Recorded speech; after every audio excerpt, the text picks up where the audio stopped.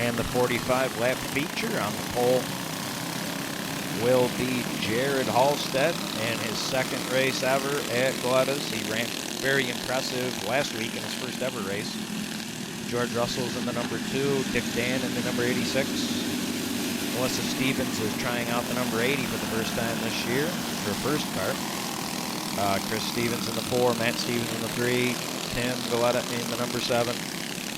AJ Nason electing to start 8th in the number 6. Dave, then the rookies, Dave Latula, number 5, Jeff Tetro, number 0. Oh, a spin out by Dick Dan, excuse me. And the consolation winner, Chad Leroy. Justin Lamb and MC Howe elected not to race. And Justin Lamb did not have an open vehicle. So he will sit out. They are credited with 12th and 13th, I believe, if I'm counting correctly, even though they could not start the feature.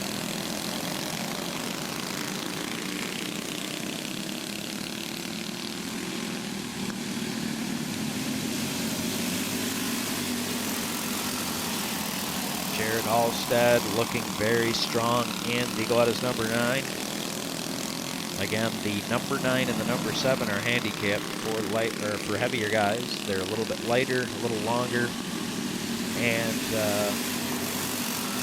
have a little bit more horsepower with a header and a special cam, or just the biggest of guys. Or no, the 9 does not have the cam, the 7 does. And Jeff Tetro falls off the track there, brings out the caution, and I believe Chad Leroy was showing a hand. I'm not sure if he was showing because of caution or if his cart was having problems. The number 1 had problems last week, and Matt thinks he fixed it, but you never know if the problem re-emerges. George Russell running strong in second, but he does not quite have enough to catch Jared. Jared is holding a strong groove and flying in that number 9. Melissa Stevens in the number 80, followed by her husband. Chris Stevens fell off the track and lost 2 or 3 positions a couple of laps prior. He hit that, you go a little too high in 4 and you can fall right off it, and that grass is wet, you can't get any grip, and then you'll get passed by 2 or 3 or 4 people if you're not careful.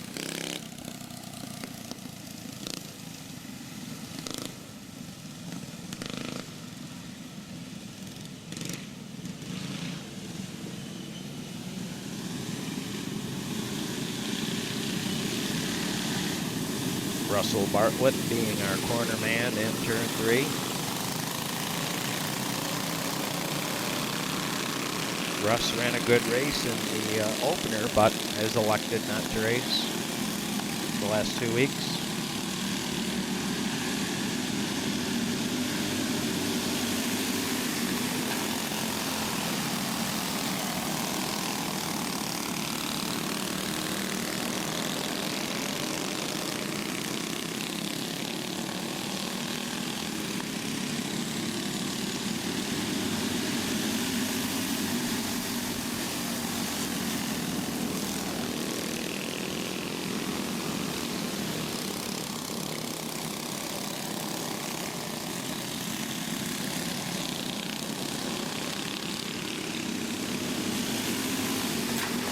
Jared Halstead again. His father is in attendance. He's trying to win it for Father's Day.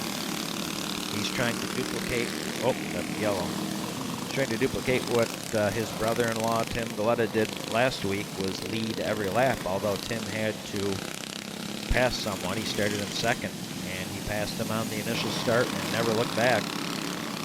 Oh, caution is staying out. Somebody stalled or something, I'm not exactly sure. We had a lot of stalling problems. Usually when we get first-time rookies out there, our motors, they gotta kind of warm up to stay, until they warm up, they might stall a little easily, so you gotta keep them running, gotta keep baby in the throttle a little bit until they get warmed up enough, and will stay running idle. Some of them, the idle's not as good as others, and it's usually the rookies that get stuck with the stalling until they get the hang of it. And here is where Melissa Stevens flew off the track. She drove so hard in turns 3 and 4 that she just went right off the track and hit the tires, bouncing off the tires and jamming her ankle and bruising her arm a little bit. She hit that tire hard, but better the tire than the cold frame. The cold frame is metal just jammed into the ground. That's quite a collision there. We've had one other person, Nick Dan, clobbered at one time and messed up his drive tire. 2 rookies have dropped out now. MC Howell, is the starter, is with them. Oh, Chad Leroy, I see, also dropped out, I believe. The rookies did very well in their rookie heat, but did not succeed in the feature. Hopefully they'll be back, but sometimes rookies have such a poor experience in the feature, they just never come back.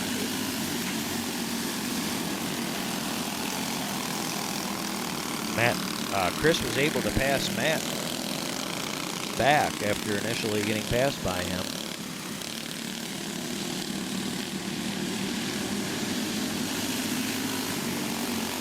Jared here has gained a lot of momentum and picked up a lot of space between he and second place George Russell.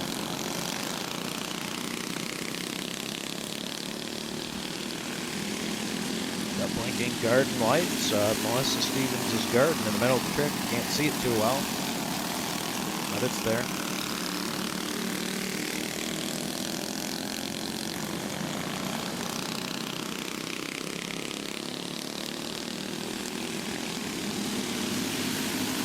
George Russell is bunching up the group here with Chris and Matt Stevens battling it out. Matt is in his old number 3. Chris is in the old number 4. 2 of the original Galletta's Go-Karts. The number 3 is an old rebuilt yard cart that used to belong to Chris's school, elementary, middle, and high school friend Dave Scruton. He unknowingly sold it to a small engine guy who then unknowingly sold it to Matt with a cheaper motor. So it's been rebuilt probably 2 or 3 times. It no longer resembles that original yard cart. The number 4, both the 4 and the 3 are Manco carts of different year.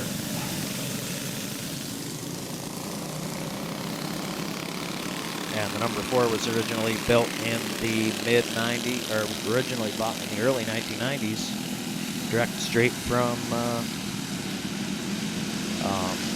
I believe, I forget if it was Northern Tool or was it another store online, or now a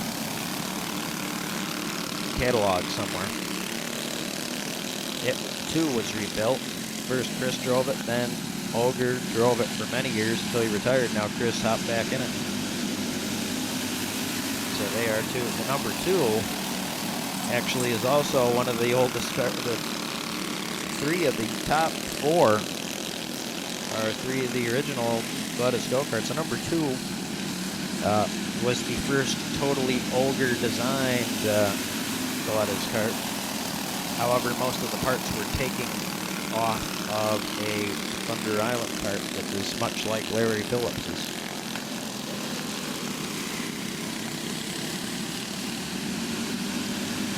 Matt now swooping down underneath and is able to complete the pass. He passes. Chris was stuck behind George, who slowed up momentarily, and Matt took advantage, passing them both. Chris was stuck behind George and got caught. And caution. Caution for Shadow Russell and A.J. Nason. They come together. No hard feelings. AJ reaching out to Shadow. Slow down, that's why I know where to go. AJ will talk to you extensively. He loves the racing, and he'll let you know about it.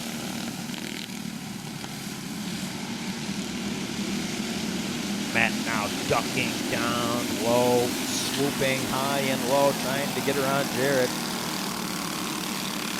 Matt's created monsters with these handicap carts, enabling bigger guys to do things they've never been able to do before, race with the smaller guys.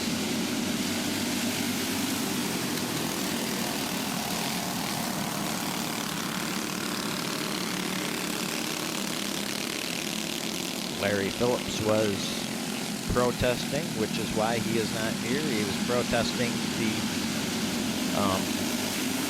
believing that Larry was believing that the handicap cars are not a good idea, but he needs it more than anybody, so he shouldn't be complaining. All it is a gear, a header, and a cam. It's the only difference.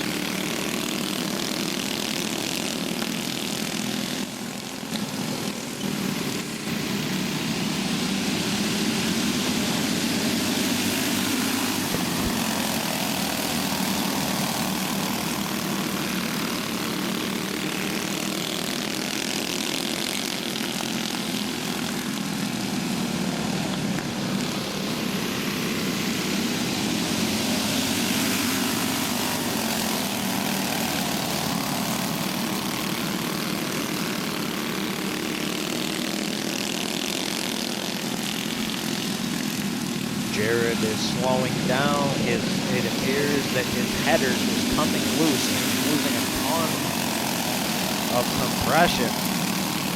He slowed the race down, and now Matt has to deal with George and Chris. Chris is trying to get under George so he can enter the fray for the lead. George is holding Chris up a little bit. He's a little quicker, but he can't get around him. Keeps trying to slingshot him, but George has got enough coming out of 4.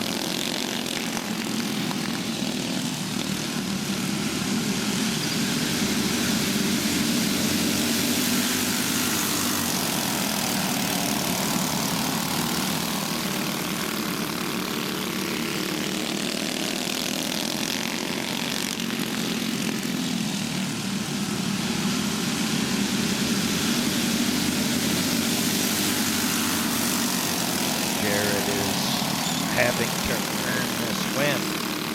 Although starting on the pole, once the vets track you down, such as Matt, you have work cut out for you, because Matt is going to try a dozen or so moves.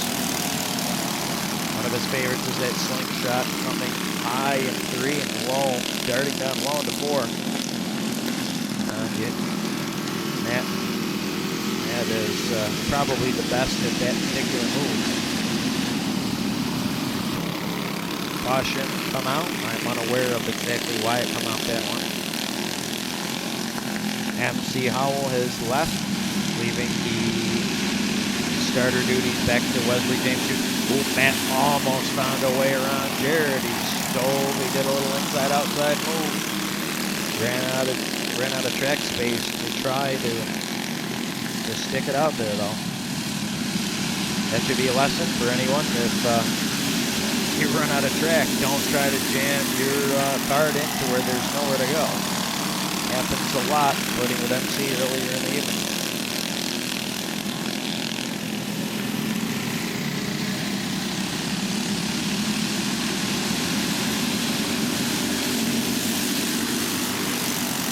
Jared, Matt, George, and Chris, and now Tim. Tim Galletta, his calf cramped up, and he lost pace with the leaders, but now he is right back in the group. Dick Dan is staying with him, and then Jeff Petro, believe it or not, has caught back up with them. So Jeff Petro, I believe this may be only his 4th or 5th race ever. He he races once or twice a year for the last few years, and this is his best race ever. He's staying with the lead pack now. Look at this group. That's pretty impressive, especially considering that 3 regular competitors did not make it this evening. Well, Gary made it, but he did not race. Russell Hockey somewhat protesting gearing and also missing the Father's Day event because they took out every year he does. Matt Stevens now bombards low his patented slingshot maneuver. Ooh, he almost had him there. He might have been able to get him, but that would have been a kamikaze bonsai drop. That bonsai drop was much discussed in the offseason. Larry Phillips and Melissa Stevens felt that it should be banned. The others grumbled and groaned, but you will lose points if you crash into the person ahead of you going strong into one. You have to keep a groove and not make contact, whatever you do.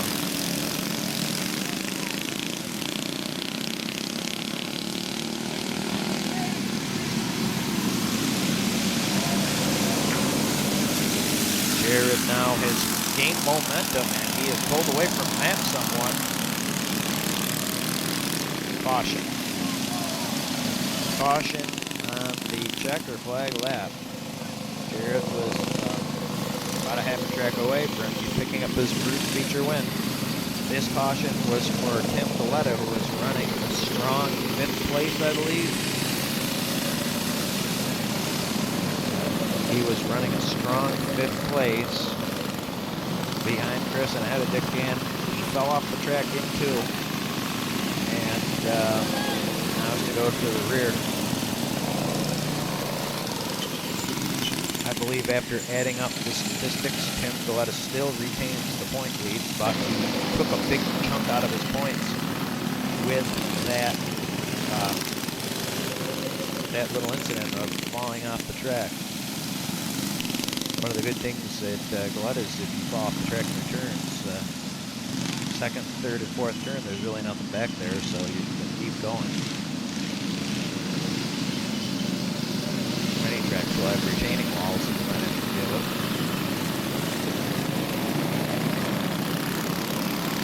Restart, Jared Halstead. This should be a green-white checker, but Wesley Stevens has been known to just give a green and a checker before. He's a wily, weaselly little ogre. Matt Stevens now probably has 1 green lap to try a slingshot. He would have liked to have another, as Wesley does in fact throw the checker. He should have threw a white flag first. But we did get 45 green in, and I believe we did have to count cautions, because the rookies caused a lot of cautions earlier in the race. But this is Jared Halstead's first ever feature win, a 45 lapper on Father's Day 2010. With his father in attendance there, giving him a high five, and gets the giant checker for the victory lap.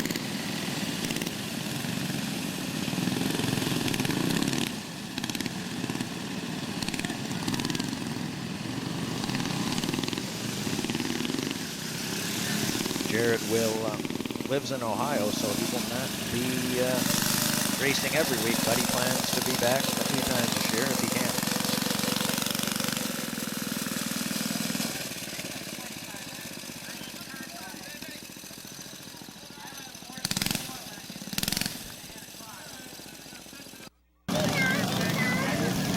And here we go with some footage of Wesley James Stevens in 2008. We were talking about his retirement from racing full-time, but he did race a few times at Oswego. He stole the single-wheel drive flathead, gas flathead classic at Oswego Kartway. He stole this one from his son, Matt. Jimbo Lacerdo did not know what happened, but he gave the checker to Wesley anyways.